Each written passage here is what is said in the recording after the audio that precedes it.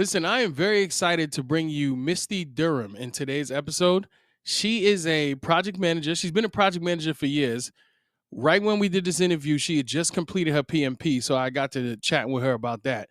But mainly, the reason why I wanted to have Misty on the show is so you can hear another person's point of view of how being a project manager, one of the best things you can do is use the Microsoft 365 suite to help support what you do as a project manager. I don't want to get too deep into it. Just shout out to Misty, aka Mrs. Teams 365 or Mrs. Teams. All of the links for all of her stuff is going to be in the show notes. Check that out. Thank you for I've tuning in heard and glad to have you back. the same thing that these tests are like super hard. Actually, not only have I heard that, but the reason why I know that I'm never going to take this test is because of how difficult I heard it is. I'm not trying to do that. You know what I'm saying? I'm not built for, to learn the information and then go take the test. It's just really hard for me. No, I am the same. And, I've been out of college for quite a while now, and I have not taken an exam that is that intense. And really, so the project managed professional PMP certification, essentially what it is it's like it walks you through all of the steps to project management that I've been doing for the last decade, but I didn't have the words and the structure to call it the thing that everybody else calls it. Right. And to be honest, like that never mattered. I was very successfully doing project management for a decade, and it didn't matter that I didn't have that structure. I will say I find it helpful now that with the next role that I'm walking into, I get to use that structure. Mm-hmm. But the test, what was so difficult about it was it's like 2 or 3 sentences of, give you an example. You are a project manager who is taking over while a project is in execution phase, and the previous project manager has left on medical leave. The people who are on the project team do not agree on what they should be doing next. What is your first step? So it has this whole like setup. Literally, if it just said, you're a new project manager, what is your first step? The first step is always to review the project charter, the thing that lays out, this is what the project is, this is why we're doing it, the benefits, the reason that we're doing it, and how we're going to, get some sort of benefit from this project. It's the thing that says these people have approved it to go forward, right? Right. That's what you do on every single project. But it gave you all this setup of the other person is on leave, you're new and it's an execution phase, that person is sick, these people don't agree. None of that mattered. The only thing that mattered was that you were a new project manager. And so with every single question, there's 180 questions over 4 hours. And every question is like that. And so you have to figure out, like, what is the important thing out of that 3 sentences that I need to pay attention to. But to that specific question, what are the answers? Was one of the answers to review the charter? Yeah, so I actually did kind of a sample one. So it would be hold a team building session to improve team cohesion, review the project charter to understand the project's objectives and stakeholders, conduct one-on-one meetings with the team members to understand their concerns, or reassign team members to different tasks to improve the workflow. What was the first one again? Hold a team building session to improve team cohesion.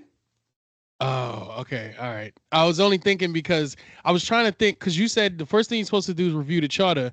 I'm thinking, is there any of those things that I would do before reviewing the charter? And holding a team building session, I wouldn't do that unless I reviewed that charter and knew, what I was bringing to the meeting. You know what I mean? Yeah. So I get that. But one of the things that might, the things that might trick you up is C was conduct one-on-one meetings with team members to understand their concerns.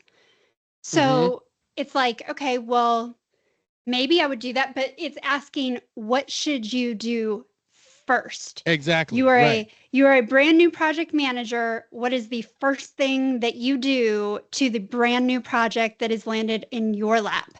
It's review the project charter. But you had to read those three. Let's see, it's it's 3 sentences plus a question. So technically 4 sentences. Yeah. You I'm have to with you. read that whole thing. And And a so bunch of the questions are like that. yeah, well, most of them are like that. And so it's 180 questions. So you do 60 and then you get a 10-minute break and you do another 60 and you get a 10-minute break.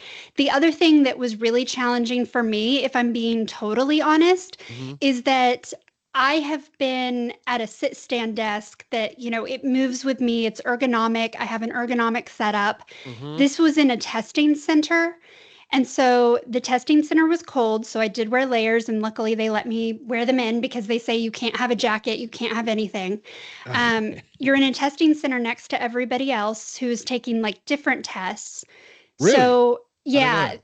yeah. So it's just like a bunch of cubicles with computers, and they're taking lots of different certifications. So it's done by Pearson VUE. And Pearson VUE, Mm-hmm. like they do certifications for Dell and Microsoft Yeah, and yeah, yeah. all kinds of companies. And you're just with them doing whatever. And then there's somebody behind some glass who's watching you, and they've got cameras watching you and everything. But the fact that the cubicle was not ergonomic for me, I started to get a headache because my neck was hurting. I'm not used to sitting in a non-ergonomic setting for 4 Yeah, yeah, hours. yeah. Yeah, And for that multiple really threw hours. me because I was getting a headache and I was like, I have to focus. So wait a minute, wait a minute. So 60 questions break, 60 questions break, and then another 60 questions? Yes. Okay, so so my wife told me when she took I believe it's called the NCLEX, I can't remember, the big nursing test, Okay. that you take the questions, but if you've answered enough right, then the test ends early. So you don't, let's say Oh. let's say this situation right here, 60 break, 60 break, and then 60.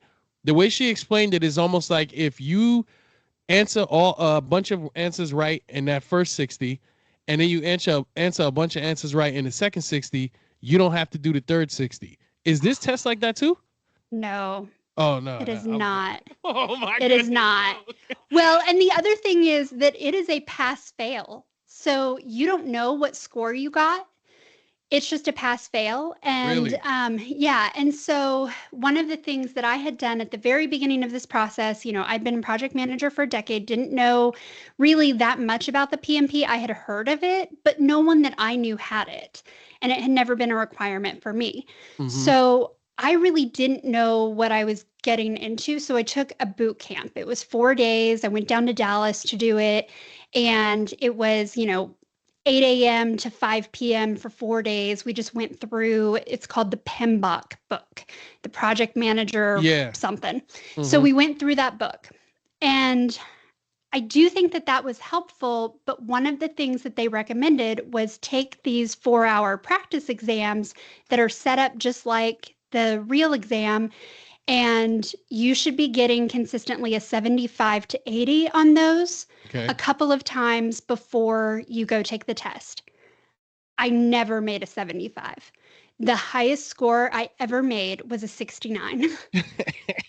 So wait, And you never made higher than 69, and you still went and took the test?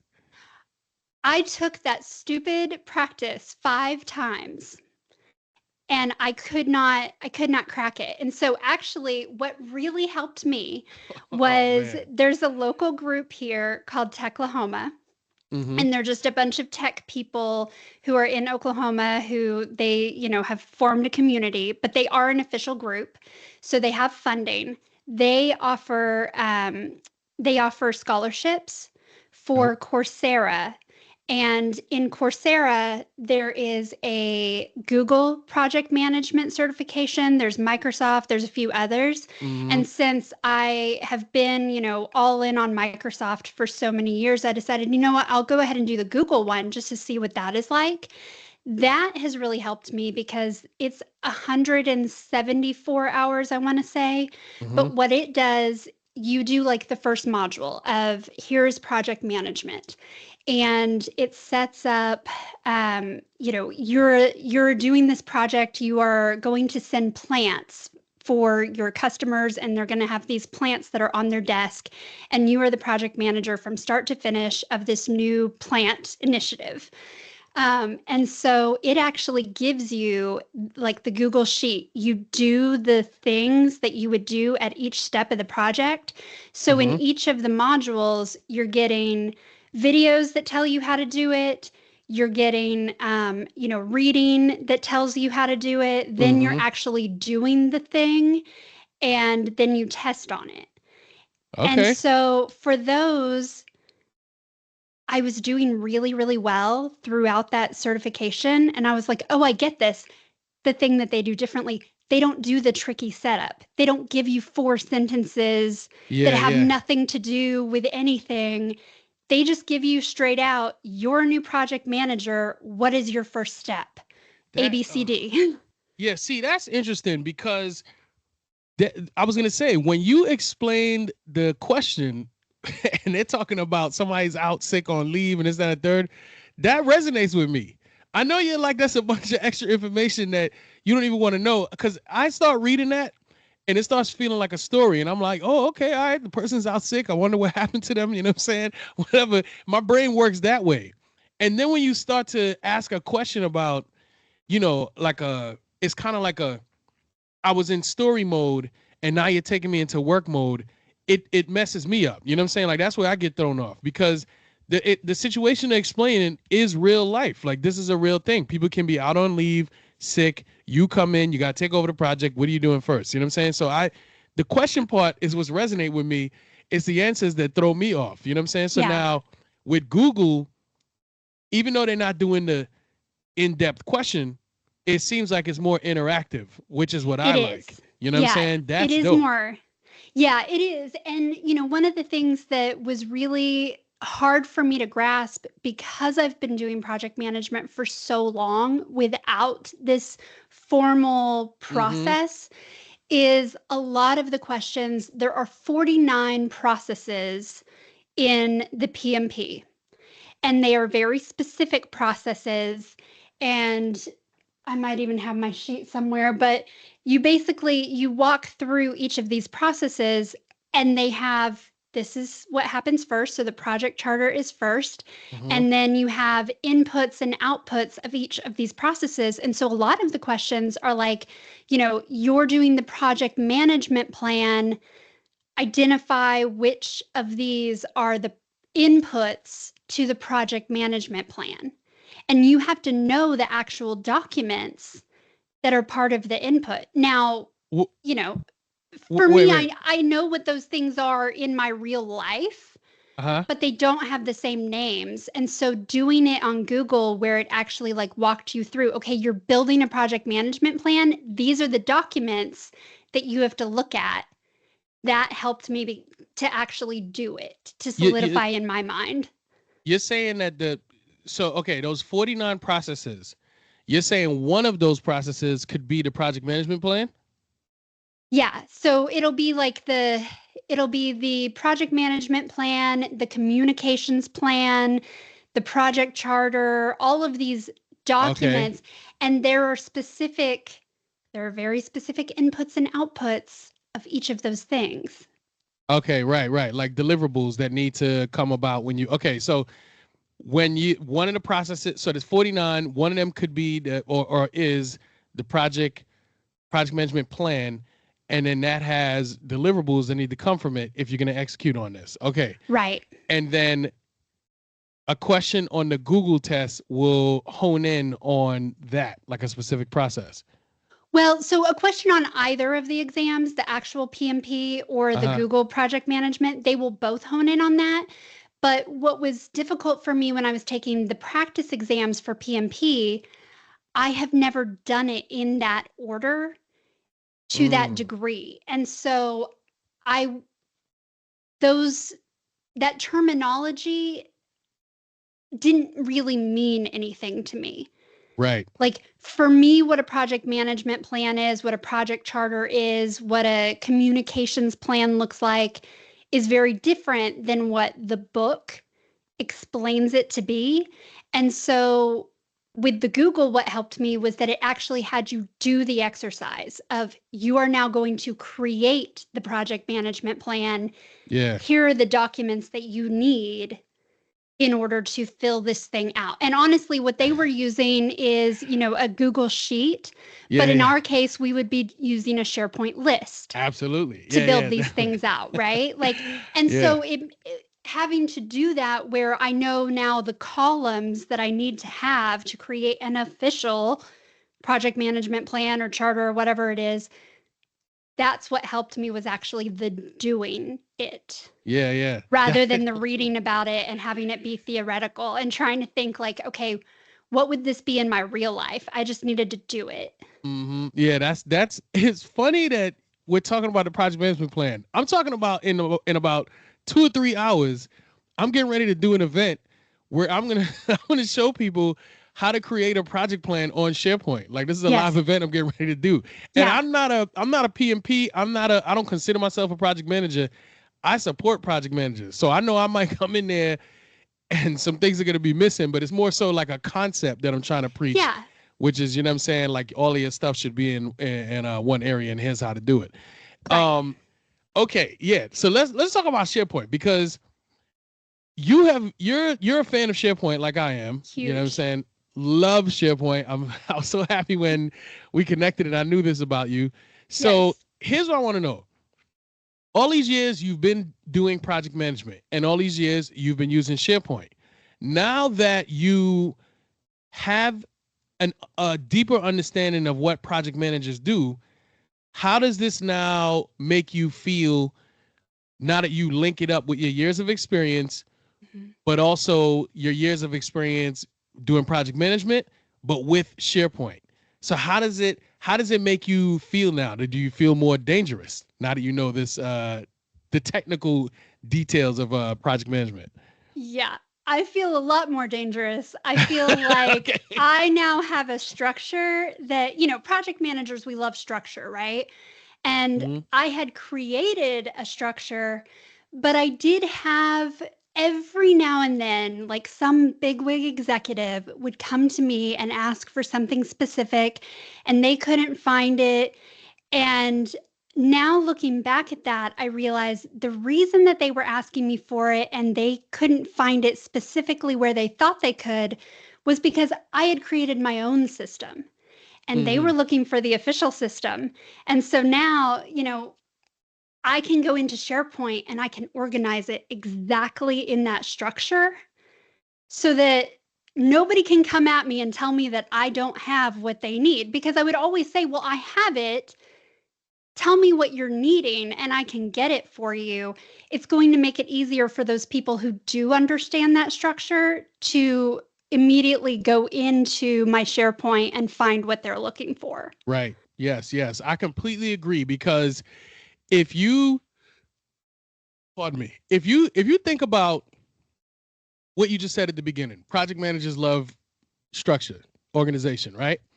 SharePoint gives this to you. You know what I mean? But the thing that I always talk about is that me by myself and knowing SharePoint and being in the SharePoint world and this is what I do, I'm pretty effective. I'm pretty dangerous by myself. That's cool. Yes. But if you as a project manager knew what I knew, or even a fraction of what I knew, you become extremely dangerous. Like you can, in a good way, by the way. Yes. It's like if you knew what you had at your fingertips, then that makes your project management skills so much more effective. It's because now you know, okay, I'm a project manager. I understand how to manage projects. Cool. Right. Now I know the deep, I can go deeper now because I've taken the test. I've done a lot of studying. I understand the technical pieces that the project management official world wants you to know. So that's also cool. But now when we talk about the tools that are already at your fingertips, because highly likely you can work in an organization, they're going to be paying for Microsoft. These tools are there and available for you.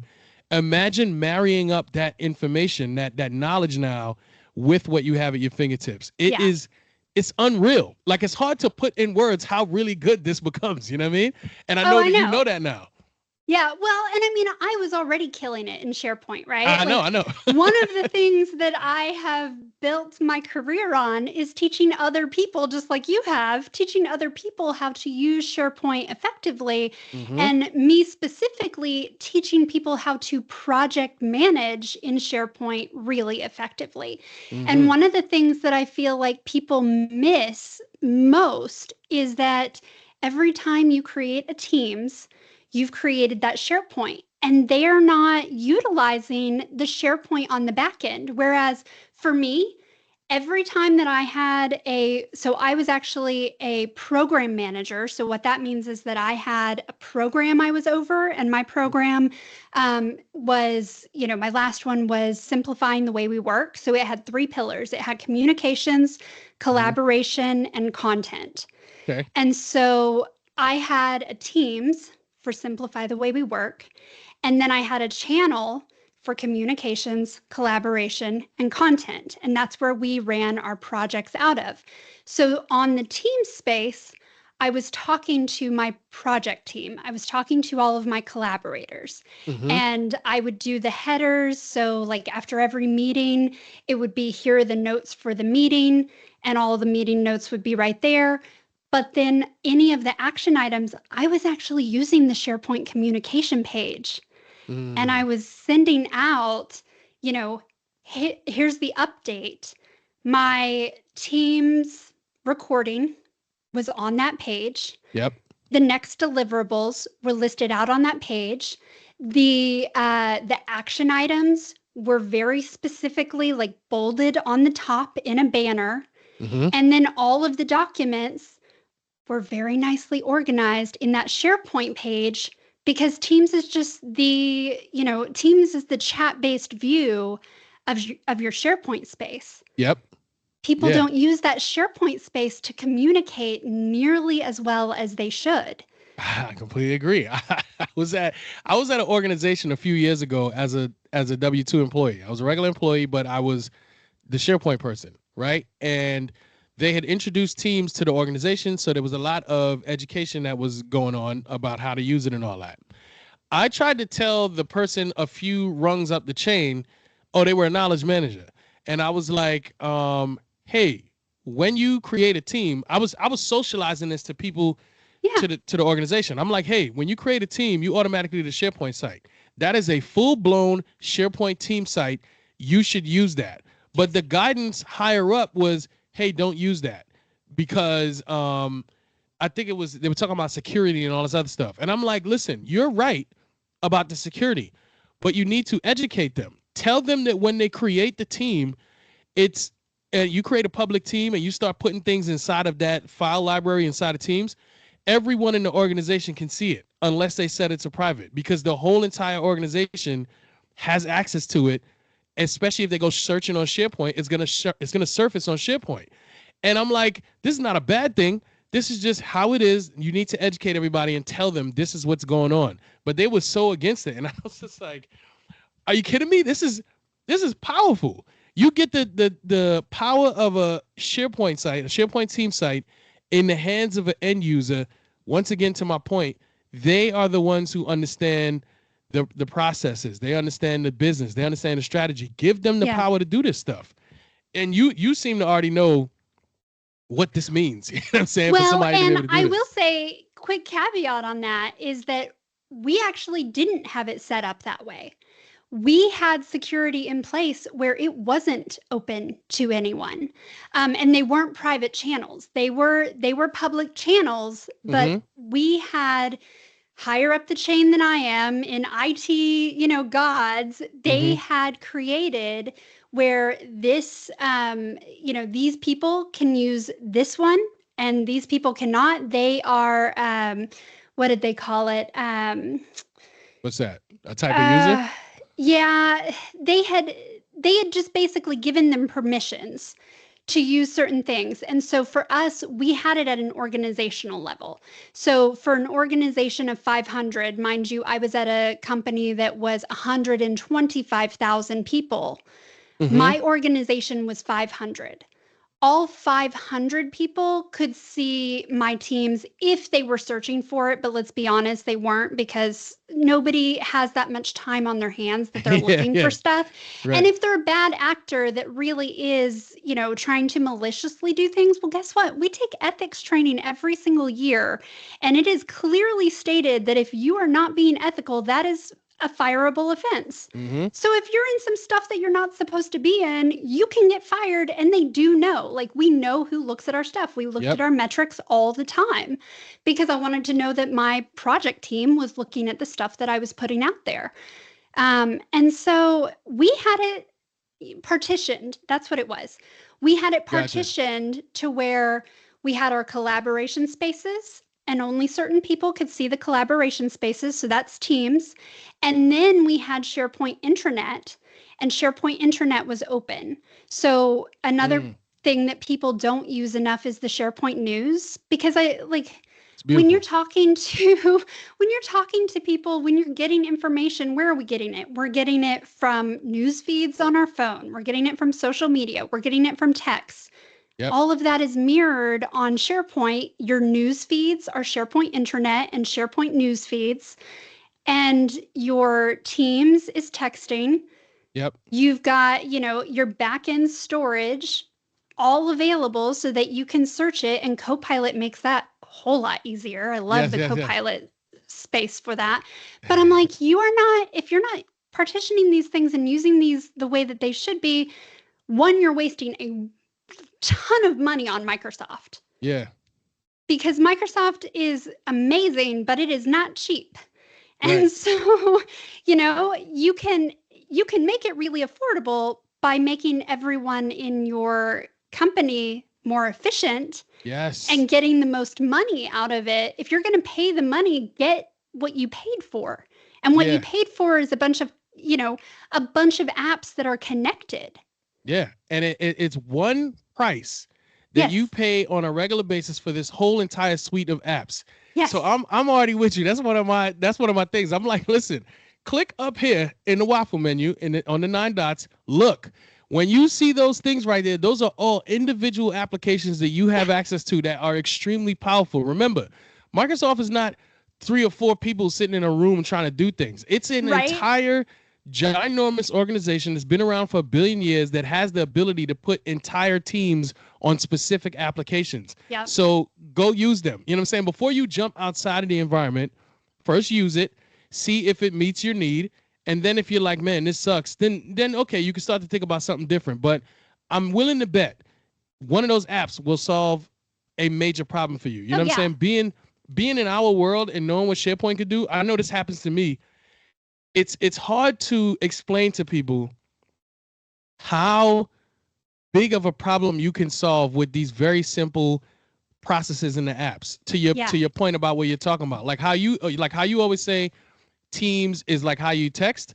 I always say Teams is like social media. It is literally set up like how we use social media every day. You have your little icon, you have a bunch of people posting, you can respond to those posts with your comments, you can put emojis. It gives me the feel of social media. And if we know that world, if we know that life, we work that muscle all the time outside of work, sometimes at work. You know what I'm saying? Use it. They have built it for you. It's already included with your package. Go ahead and use it. I'm with you 100% on, like, we already do this out in the real world. Mm-hmm. Use it here at work. You know what I mean? So And the reason that we didn't go ahead. I was gonna say, hold that thought, please. I don't want you to lose it. But I'm gonna say another thing that I always compare, right, to the outside world is, like, if a company needs you to do something, like Boys and Girls Club, I always use that example.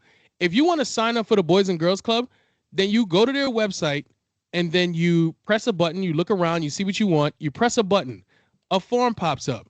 You put your information into the form, you hit submit, boys and girls will get notified that you did that. That's how we work in the real world. Now, when we come to work and you have some initiative that you have to collect information for, what do people do? They spin up a spreadsheet and they send this spreadsheet out. You know what I'm saying? And then you get this spreadsheet in your email. It's like, let me download this spreadsheet, put in my information, re-upload it to the email, and then send it back.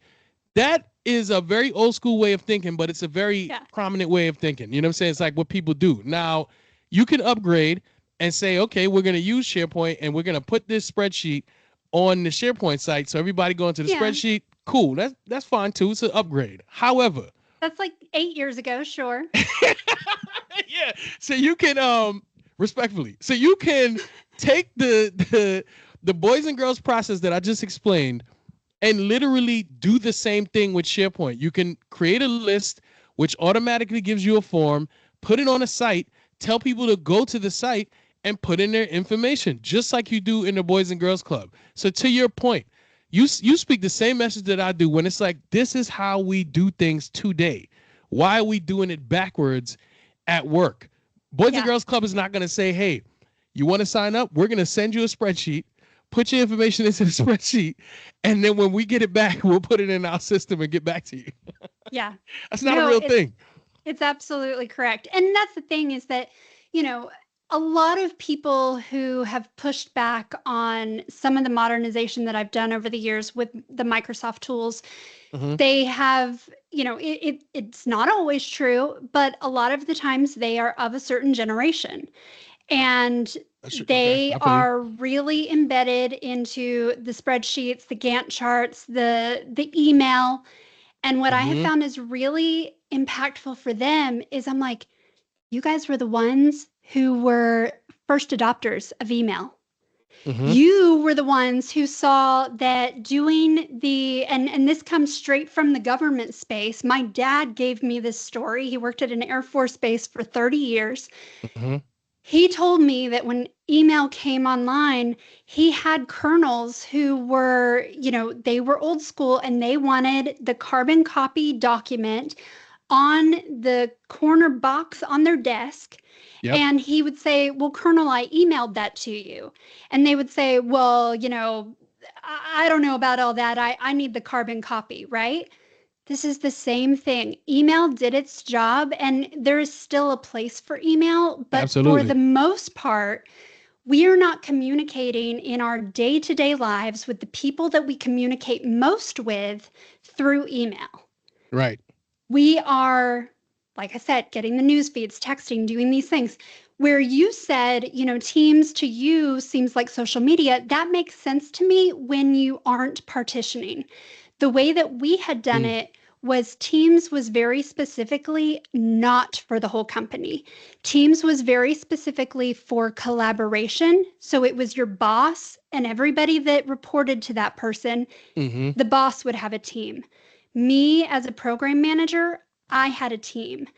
And it filtered down. So those were only for collaboration because we had Viva Engage.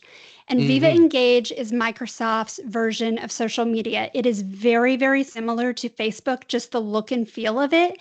So we actually were using the social media tool that they have. And same thing, you use hashtags, and the hashtags can search Copilot and, you know, all of these things. So we would run campaigns like we did an onboarding campaign on Viva Engage where every time there was a new person who got onboarded, they went to a SharePoint site, just one site, and it gave them everything else they needed, their benefits, their 401k, how to get the, you know, fitness reimbursement, where to check their paycheck. And then it also had, we want to get to know you. So here's a template. Go on to Viva Engage. You have been, you know, you've been granted access to Viva Engage. Introduce yourself to us, to your organization, and use this hashtag. And there were a few of us who were part of the onboarding team that, like, we were onboarding buddies. We would check that hashtag every so often, and we would say, hey, we're so excited to meet you. And, you know, we would go and do that. And then, you know, just like regular social media, the more people that comment, like, share it, the more people see it because the algorithm puts it higher in the feed. And it was the same thing. And so we always had a goal of get an executive pretty high up to welcome this new person. And part of the welcome was like they were giving us, you know, what their title was, what they were going to be working on, what team they were on, but also what's something fun. What do you like to do on the weekend? What are your hobbies? Do you, you know, something. I would connect with people on, they were a Grey's Anatomy fan. New episode of Grey's Anatomy is coming out. They were a Blackish fan. Blackish, I can't believe it's ending. Did we like Yeah, the yeah, end? yeah, You know, yeah, like yeah, yeah. there was always something, or they had traveled, they were making some recipe that I loved. And so we used Viva Engage for the social media. I can see how you Dope. could use Teams that way.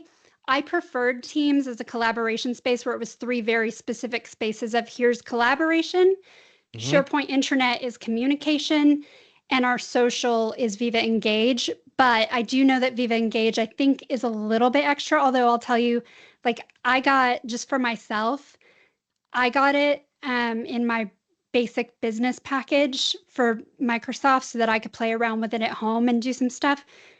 It, I think my subscription is only like $12 a month. Yeah, I think all of the prices for these things are relatively affordable. You know what I mean? Yeah. Because they're powerful apps. Like if you took every app away and let's just have SharePoint, SharePoint by itself Yeah. is an extremely powerful app. You could charge a lot if you and a bunch of your buddies got together and built SharePoint by itself, you could charge a lot of money for that because of Oh, what yeah. it can do. It's hard to explain sometimes to people, like I said before, how much it can really do. And it can get confusing, so you don't want to overload people. But the fact that it can build sites and just building a website is one feature. That's just one feature of SharePoint. We haven't got to the documents. We haven't gotten to SharePoint lists. Just the sites is one feature. You know what I mean? So it's a powerful application. So all the rest of these apps inside of the suite. Real Well, quick, the power is they're all interconnected. Yes, and that too. That's another powerful.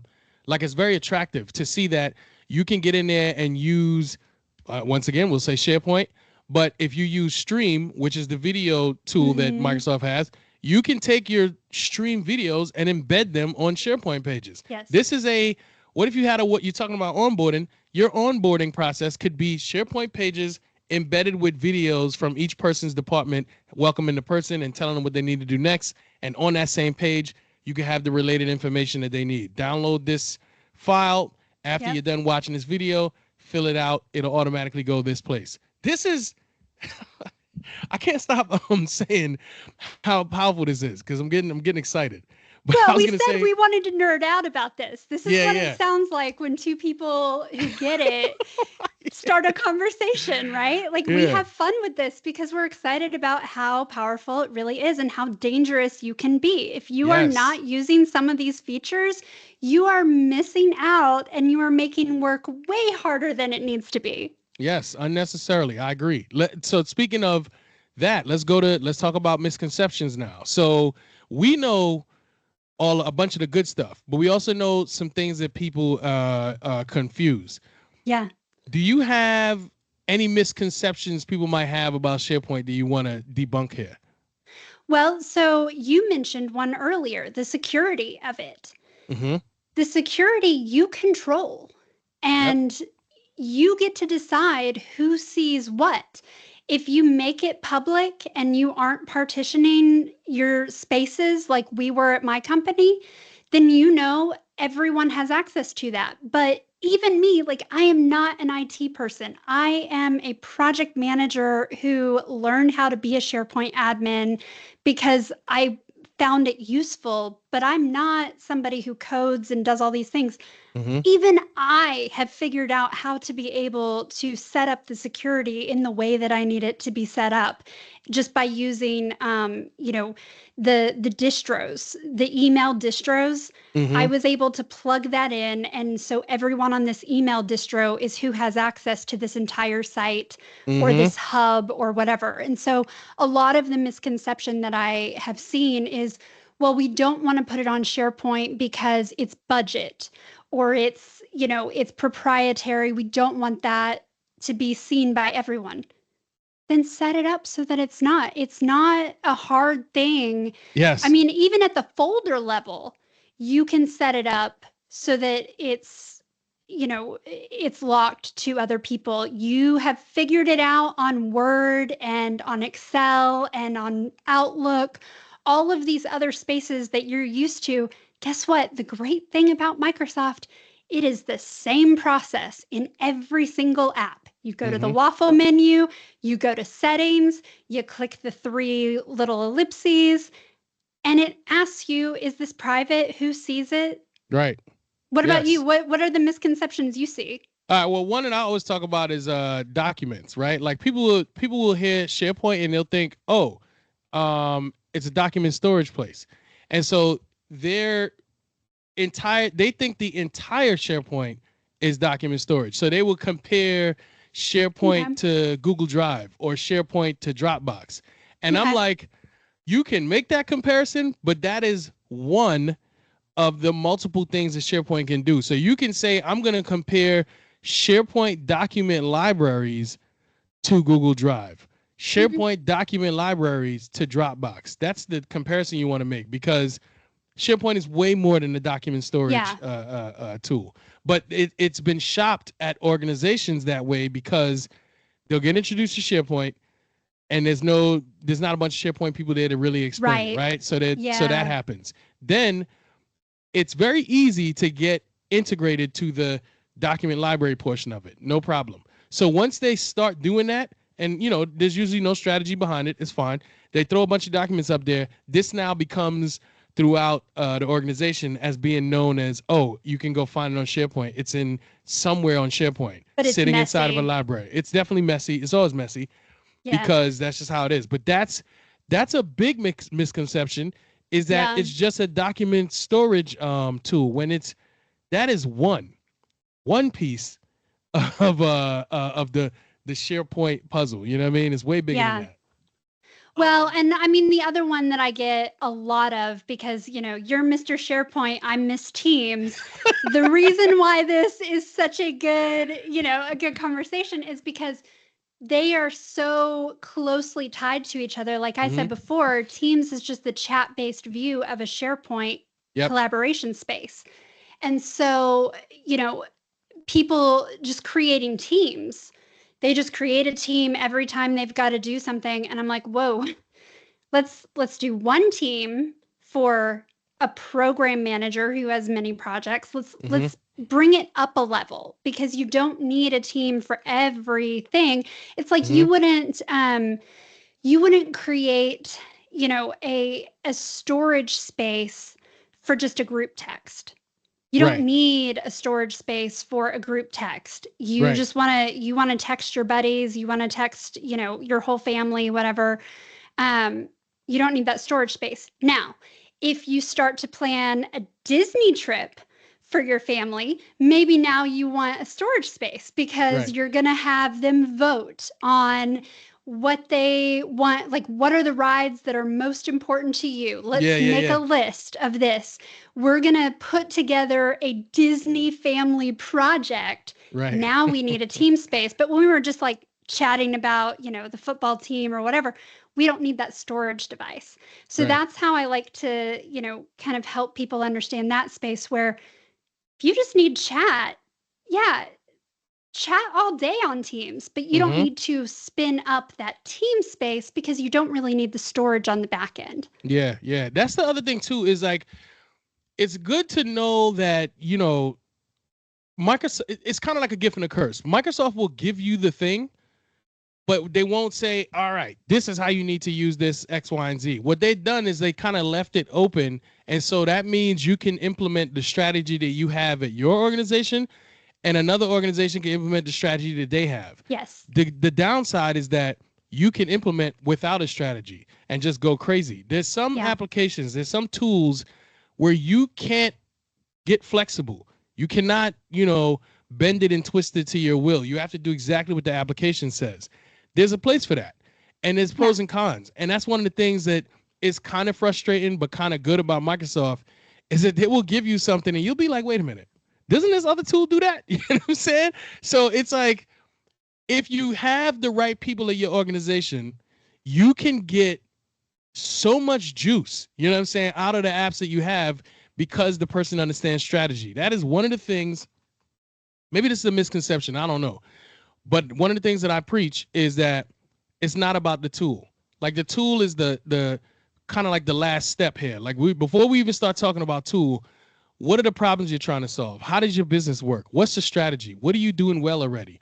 What are you doing that has a gap in it? What do we need to fix there? Let's understand and work through that first, and then see how the technology like SharePoint can support it. That's usually highly likely the way you should go, because that's why the technology is not going to, SharePoint ain't going to do the thing for you. It's not going to, I was about to say it's not going to change your life, but it will change your life. It will actually, yeah. After you know what's going on. And that's why I became a fan, right? It Yes. literally changed my life. And Same. you know this story, but for the listeners, I had a son who was chronically ill and we were hospitalized all the time. I was a project manager for tier 1 product launches that, this is a multi-billion-dollar company that I am managing the launch of a new product.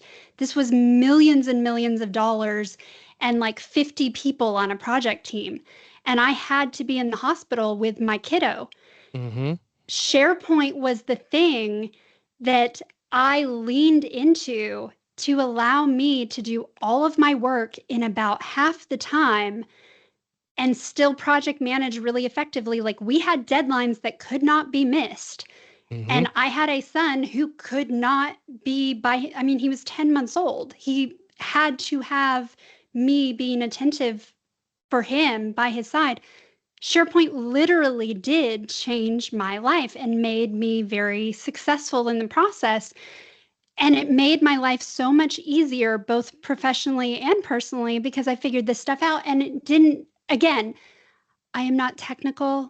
I am just a project manager. And I will say I have found that if you can get a couple project managers to understand the power, they will get it adopted, because the project managers understand what it is to have something that is structured and easy.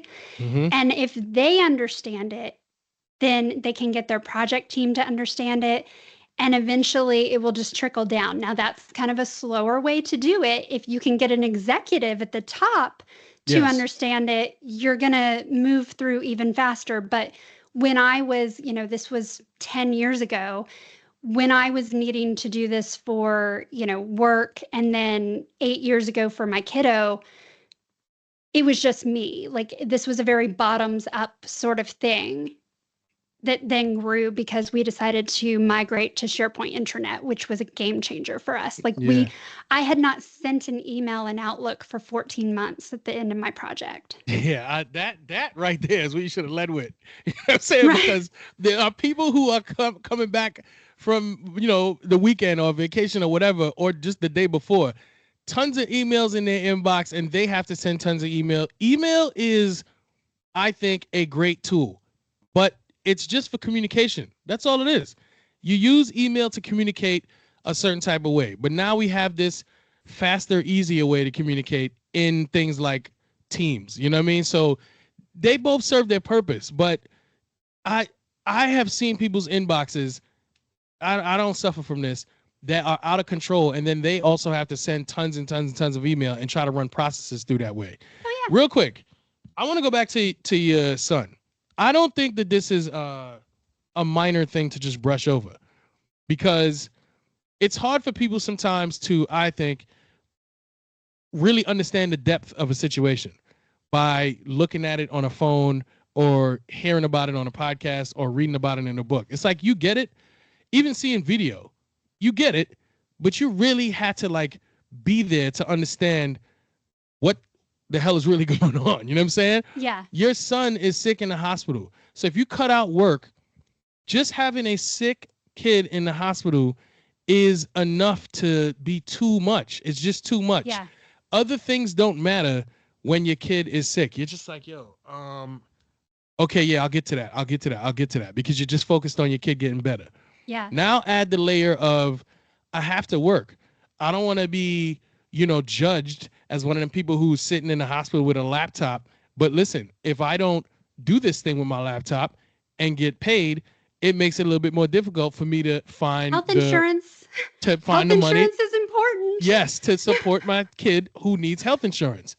So these things are connected. So first you got the kid layer, then you have the work layer, and now you as a person, your mental health, where's that at? How do these things interact? These are super important things that for you to say your son was sick in a hospital and SharePoint helped you change your life. I don't think that's an understatement. You know what I'm saying? Like, I think that's a not.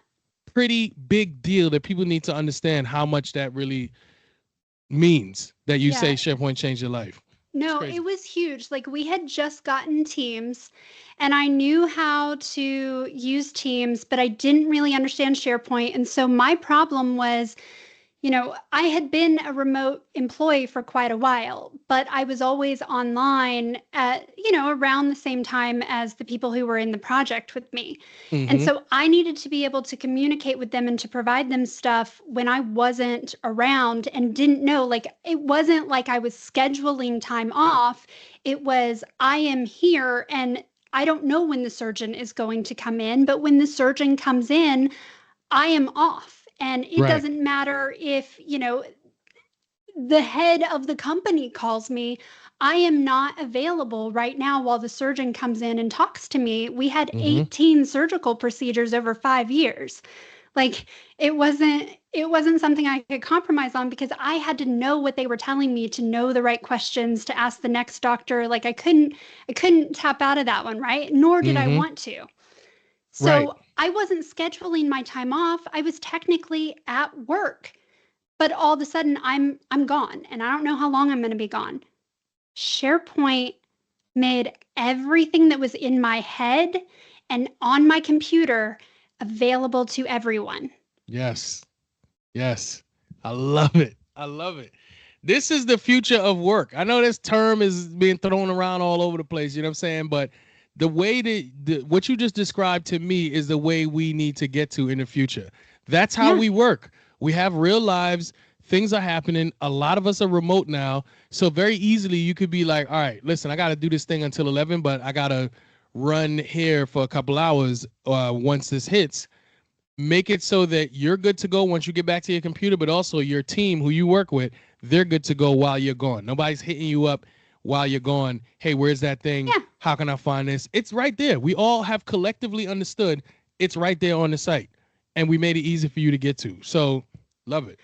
Well, and I was one of those people. You said you don't suffer from this. I got 500 emails a day in my box because I had been with the company for 15 years. I was on all these distros. I had managed all these projects.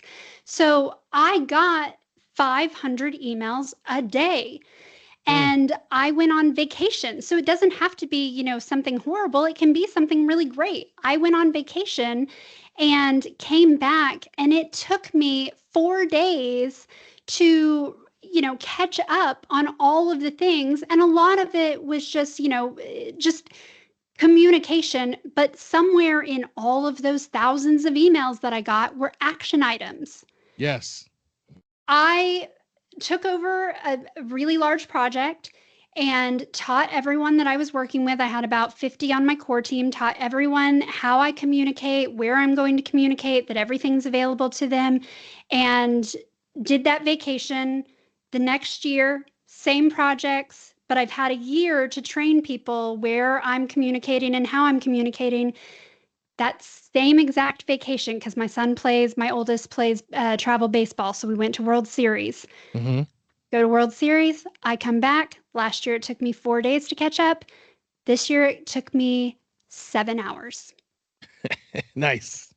7 hours because I had notifications on my Teams that said, this is an action item, this is in Planner, this is in To Do, this is in Viva Engage. It told me everything was, so I know I don't need to check Viva Engage. That's social media.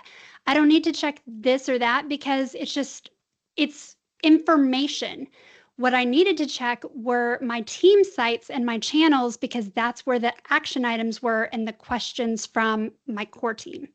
Yeah. So 4 days to catch up versus 7 hours to catch up. Same vacation. Those are real quantifiable results. You know what I'm saying? So I love that. I was gonna say before we go that for that, I have told people this is a video I put out every now and then when I know there's like a big holiday coming up. I'm like, yo, create a Microsoft form, right? And then put one question on it, which is like, how may I help you? Something like that.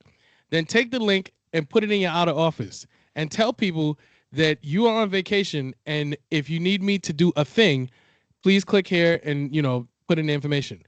And that way, if someone really needs you to do a thing, they're going to go to the link and put it in. You also include inside of your out of office that you are prioritizing that over reading your inbox. So when all of these, spam, or you also have, people going back and forth on a thread and saying thank you and replying all to everybody and all of these messages. Look, when I come back, I'm going to a Microsoft form and I'm going right down the list to see who needs me to do a thing versus, oh man, they said this and they said that and they said this through the email. I'm not doing that. You know what I'm saying? I could do that later. Right now, if you need me to do a thing, I'm going to go look at my Microsoft form results and then I'll get back to email. Because you're not about to put me in a tizzy because you are not efficient with your communication through email. That's crazy. Right. Well, and I had something very similar where my out of office said, if you need something from me, send me a Teams chat. If you need something from the help desk that I managed, because I managed our marketing operations help desk, that was a form because our entire help desk site was built on SharePoint. There you go. And if you went there, it had 3 different buttons. So what are you needing help with for, if you're on this team, so you click, and then those forms were actually writing to our list. If we accepted them as a project, we were tracking everything in there. We had built a roadmap and it was all on that one SharePoint help desk page. Oh man. I love it. Calendar, what was being worked on right now, the status, who was on point, where it was in the process. It was all on a SharePoint help desk page. And the form was how we accepted new projects. Again, something that sounds crazy to be saying that this one app allows us to do all those things that you're mentioning, but it's really true. You know what I'm saying? It's true that we have all of that power inside of that one application. Yeah. Misty, listen, before we go, where can people find you? Like, what's the best way to get in contact with you? Oh, do you want people to get in contact with you? Yeah, no, absolutely. Okay, right. So missteams365.com. So MISSTEAMS365.com. And then on pretty much every social platform at missteams365. Good deal. All right, Misty, this was great. I have to say, this cannot be the last time we do this because there's too much. You know what I'm saying? It's too much we could talk about and learn out about. So thank you again for coming on. This was really, really good. I think this is going to be valuable to a lot of people. So I appreciate you coming on. Good stuff. And we'll talk to you another time. Yes, absolutely. Thank you so much for having me and keep inspiring people. I always love the content. Yeah, I appreciate that. Happy to have you.